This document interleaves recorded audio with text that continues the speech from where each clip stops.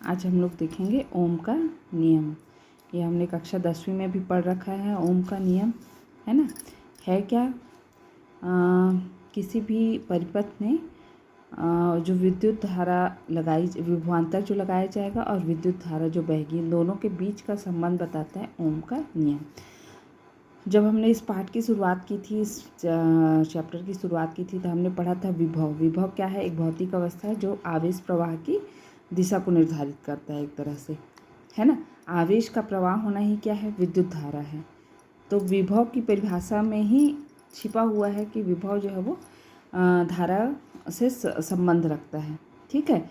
या विभवांतर, विभवांतर वह कारण है जिसके कारण दो चालकों के मध्य या चालक के एक बिंदु से दूसरे बिंदु पर विद्युत धारा प्रवाहित होगी। किसके कारण? विभवांतर के कारण। अर्थात मान लो दो चालक ए और बी हैं, ठीक है। दोनों का विभव में अंतर है, मतलब विभवांतर है दोनों के बीच। मान लो दोनों के बीच विभवांतर है, ठीक है, और इनको हम चालक तार से जोड़ दें तो अब इनके मध्य क्या होने लगेगी? धारा प्रवाहित होने लगेगी, ठीक है। तो चालकों, ये तो दो अलग अलग चालकों की बात हो गई। या हम एक ही चालक लें, एक ही चालक के दो बिंदुओं के बीच पे भी यदि धारा प्रवाहित करनी है तो दोनों के बीच में क्या होना चाहिए? विभवांतर होना चाहिए, ठीक। तो स्पष्ट है कि विभवांतर के कारण ही क्या होगी? विद्युत धारा जो है वो उत्पन्न होगी, ठीक। तो अब ओम के नियम का कथन सुनते हैं। क्या है? किसी चालक की भौतिक अवस्था, जैसे इसका ताप, आयतन, क्षेत्रफल, लंबाई, ठीक है। यदि किसी चालक की भौतिक अवस्था जैसे ताप है, आयतन है, क्षेत्रफल है, लंबाई है, किसी तरह इसमें कोई परिवर्तन ना किया जाए, तब अगर परिवर्तन करेंगे तो ये ओम का नियम को फॉलो नहीं करेगा। कैसा होना चाहिए? हमारा चालक की भौतिक अवस्था क्या होनी चाहिए? एक समान होनी चाहिए। तो यदि किसी चालक की भौतिक अवस्था जैसे ताप, दाब, आयतन, क्षेत्रफल, इसमें परिवर्तन ना हो तो इस चालक में बहने वाली धारा उनके सिरों के मध्य लगाए गए विभवांतर के समानुपाती होता है, ठीक। किसी चालक की यदि भौतिक अवस्था में परिवर्तन न किया जाए तो उस चालक में बहने वाली धारा उस चालक के सिरों के मध्य लगाए गए विभवांतर के अनुक्रमानुपाती होता है। मान लो ये हमारा चालक है, इनके सिरों के बीच कितना विभवांतर लगाया गया है? विभवांतर लगाया गया, और धारा कितनी बह रही है? आई। तो V समानुपाती होगा किसके? I के, ठीक।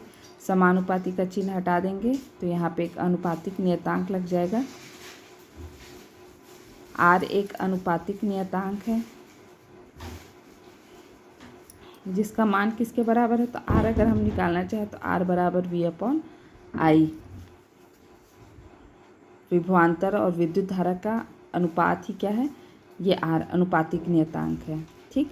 जिसको यहाँ पे हम पर्टिकुलर एक नाम से जानते हैं, प्रतिरोध।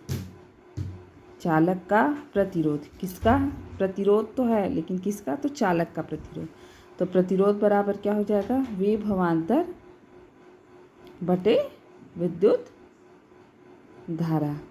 बात करें इसकी मात्रक की तो विभवांतर का मात्रक क्या होता है? वोल्ट। विद्युत धारा का मात्रक है एम्पियर, वोल्ट पर एम्पियर, ठीक। या वोल्ट पर एम्पियर ना बोल के इसको हम एक और नाम से जानते हैं। ओम ने ये नियम दिया है तो उन्हीं के नाम पे प्रतिरोध का मात्रक होता है ओम। ये संकेत है और इसका मात्रक क्या हो जाएगा? प्रतिरोध का मात्रक ओम, ठीक। वोल्ट पर एम्पियर बोलिए या फिर ओम बोलिए, एक ही बात है, ठीक।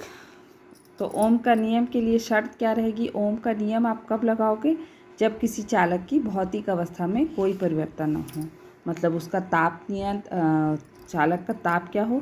नियत हो, और चालक में किसी भी तरह की भौतिक विकृति ना हो, मतलब ना हम उसकी लंबाई बढ़ाएं, ना तो उसका आयतन, ना उसका क्षेत्रफल, ठीक। तो ये ओम के नियम की शर्तें हैं भाई। ना तो उसका ताप चेंज हो, चालक का ताप नियत हो, और चालक का क्या हो, भौतिक लंबाई, आयतन, क्षेत्रफल, या हम उसको बोल सकते हैं चालक में किसी तरह की विकृति ना हो। तो ये 2 शर्तें हैं ओम का नियम। ओम का नियम की परिभाषा में ही हमने चालक शब्द यूज़ किया, ये केवल धात्विक चालकों के लिए सत्य है। ओम का नियम जो है वो केवल धात्विक चालकों के लिए ही सत्य है, धात्विक चालकों के लिए। धात्विक चालकों के अलावा भी हमारे पास और भी चालक होते हैं ना, जैसे वैद्युत अपघट्य है, अर्धचालक हैं, तो उन पे ओम का नियम जो है वो लागू नहीं होता है। चलिए ओम के नियम का निगमन कर लेते हैं। व्युत्पत्ति निगमन मतलब ओम के नियम को प्रूफ करना है। ठीक, ओम के नियम को प्रूफ करने के लिए आपको किसके किसके बीच संबंध चाहिए, वी और आई के बीच, या आपको वी अपॉन आई चाहिए। चाहे वी अपॉन आई निकाल लो या वी और आई के बीच का संबंध निकाल लो। ठीक, तो हम वी अपॉन आई निकालने का प्रयास करेंगे। ठीक, विभवांतर बटे धारा। ठीक है, अब चूंकि यहाँ पे एक चालक के अंदर बहने वाली धारा की बात हो रही है, तो हम जान रहे हैं किसी चालक में विद्युत क्षेत्र लगाओगे, है ना। चालक में सबसे पहले तो विद्युत क्षेत्र, एक चालक ले लो ओम के नियम के लिए, और उसमें क्या करो, उसके सिरों के मध्य विभवांतर उत्पन्न कर दो। विभवांतर उत्पन्न करने का तरीका क्या है, या तो उसको सेल के साथ जोड़ दो या बैटरी के साथ जोड़ दो। तो देखो इसके सिरों के मध्य क्या उत्पन्न हो जाएगा, विभवांतर। मान लो कितना विभवांतर उत्पन्न हो रहा है, वी, और धारा कितनी प्रवाहित हो रही है, आई।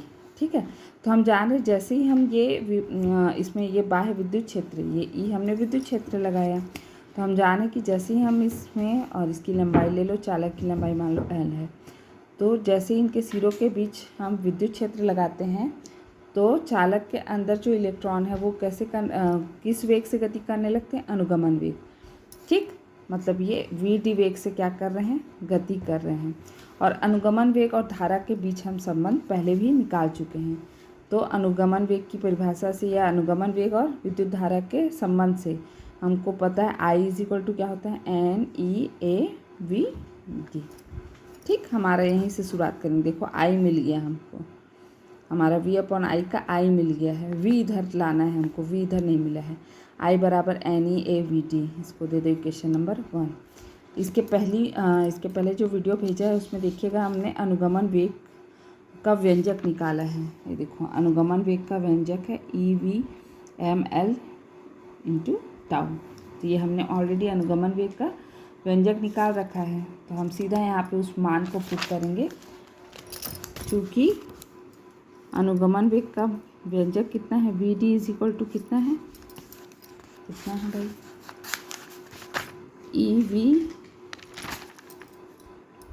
ई वी विभवांतर, एम इलेक्ट्रॉन का इसका द्रव्यमान, एल चालक की लंबाई इंटू टाउ। ठीक, तो हम इसको वी डी का मान समीकरण 1 में पुट कर देंगे। अब देखो यहाँ पे हमको वी मिल गया। ठीक, तो वी डी का मान समीकरण 1 में पुट करने पर, क्वेश्चन नंबर 2 से वी डी का मान समीकरण 1 में पुट करने पर, समीकरण 1 क्या है आपका, n e a v d. तो एन ई ए तो एज इट इज़ रहेगा, n e a as it is. V d का मान बस रख देंगे e v upon m l into tau. कुछ कट रहा है, नहीं कट रहा है, कुछ मल्टीप्लाई हो रहा है, हाँ ई का ई 2 बार है तो ई का स्क्वायर हो जाएगा। ठीक, साथ ही साथ हमने क्या बोला, यदि ओम का नियम प्रूफ करना है तो हमको या तो वी अपॉन आई अनुपात चाहिए या दोनों के बीच संबंध चाहिए। तो यहाँ पे वी और आई दोनों हैं हमारे इक्वेशन में, वी और आई। तो हम क्या करेंगे, आई को इधर पक्षांतर कर देंगे और वी को इधर रहने देंगे और बाकी चीज़ों को इधर पक्षांतर कर देंगे। तो देखो एम एल जो अंश में हर में है अंश में चला जाएगा। यहाँ पे देखो और क्या क्या चीज़ जो अंश में वो हर में आ जाएगा। एन ई 2 बार है तो ई का स्क्वायर ए टाउ बराबर वी इधर ऑलरेडी था, आई को हमने इधर भेज दिया तो वी अपॉन आई। ठीक, अब देखो V upon I is equal to हमको मिला M L N E square A tau. अब मैं इसको थोड़ा ऐसा लिख दूँ, V upon I is equal to M L N E square A tau. यहाँ एम चालक की लंबाई, चालक में मुक्त इलेक्ट्रॉनों की संख्या, ई आवेश, ए चालक का क्षेत्रफल और टाउ शांति काल, ये सब क्या है, एक तरह नियतांक है। ये सारी चीज़ें क्या है, नियतांक है। देखो L और A को भी हम यहाँ पे नियतांक बोल रहे हैं, क्योंकि हमने ओम के नियम में यही शर्त रखी है कि चालक में किसी तरह की विकृति ना आए, उसका लंबाई और क्षेत्रफल क्या हो, समान हो। इसका मतलब क्या है, ये पूरा चीज़ क्या है, नियतांक है। ठीक, तो इसको हम R से डिनोट कर दें, ओम का नियम प्रूफ हो गया। जहाँ R इज इक्वल टू एक अनुपातिक नियतांक या सारा नियतांक R बराबर कितना हो जाएगा, ml/n² टाउ। ठीक, अतः ओम का नियम क्या हो गया, प्रूफ हो गया कि V is equal to V/I is equal to R। इसका अनुपात जो है वो एक नियतांक है, या फिर हम लिख सकते हैं V is equal to I/R, या फिर हम लिख सकते हैं V समानुपाती R है। इस तरह से ओम का नियम क्या होता है, प्रूफ होता है। अब यहाँ पे देखो R जो है, बाकी जो चीज़ें हैं वो सब निश्चित हैं, M, N, E, टाउ ये सब निश्चित है। R देखो इस इक्वेशन में डायरेक्टली समानुपाती है किसके, L के, और दूसरा है व्युत्क्रमानुपाती है किसके, A के। ठीक, R समानुपाती है किसके, लंबाई के। R समानुपाती है किसके, 1/A के, और साथ ही साथ R व्युत्क्रमानुपाती है किसके, 1/टाउ के। प्रतिरोध किस पर निर्भर करता है, प्रतिरोध चालक की लंबाई के समानुपाती होता है। ठीक, प्रतिरोध की निर्भरता किस किस पे निर्भर करेगा, तो चालक की लंबाई पे। और किस तरह से निर्भर कर रहा है, दिख रहा है कि चालक की लंबाई बढ़ा देने पर उसका प्रतिरोध क्या हो जाएगा, बढ़ जाएगा। ठीक, प्रतिरोध होता क्या है, विद्युत धारा के मार्ग में चालक के द्वारा डाली जाने वाली बाधा को ही प्रतिरोध कहते हैं। तो जितनी अधिक लंबाई रहेगी बाधा उतना ही अधिक डालेगा, इसलिए प्रतिरोध उतना अधिक होगा। सेकंड में आ जाओ, चालक के क्षेत्रफल के क्या है, प्रतिरोध व्युत्क्रमानुपाती है। इसका अर्थ क्या है, क्षेत्रफल बढ़ाने पर प्रतिरोध जो है वो घट जाएगा। चालक की मोटाई अगर बढ़ा दी जाए तो बहने वाली धारा में वो बाधा कम डालेगा, तो उसका प्रतिरोध क्या हो जाएगा, कम हो जाएगा। ठीक, और तीसरा है टाउ शांतिकाल, उसके भी क्या है, यदि टाउ शांतिकाल यदि समय अधिक है तो प्रतिरोध क्या हो जाएगा, कम हो जाएगा। लेकिन इसमें समय कम है तो प्रतिरोध क्या हो जाएगा, ज़्यादा हो जाएगा। ठीक, और ये जो शांतिकाल है वो डिपेंड करता है टेम्परेचर पे, ताप बढ़ाने पर। तो तीसरा है हमारा चालक के ताप पर निर्भर करेगा।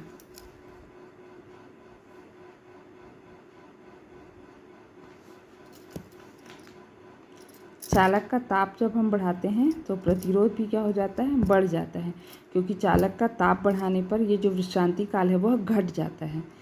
चालक का यदि ताप बढ़ा दें तो दो धन आयनों से जो टकराने का समय वो कम हो जाएगा, मतलब जल्दी जल्दी टकराएगा। ठीक, तो शांति काल यदि कम होगा तो प्रतिरोध क्या हो जाएगा, बढ़ जाएगा। तो चालक का ताप बढ़ाने पर प्रतिरोध क्या हो जाता है, बढ़ जाता है।